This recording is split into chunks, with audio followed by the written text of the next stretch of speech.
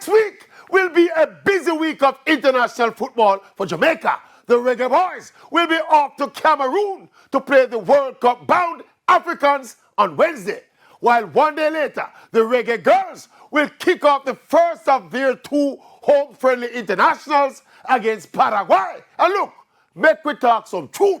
The boys are at the beginning of a new cycle with newly appointed head coach Heimar Hallgrimsson set to take full charge in January.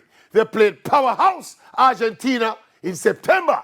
Now they're off to Cameroon for another invaluable assignment, while the girls are in preparation for their second consecutive World Cup final appearance. No fear is fear.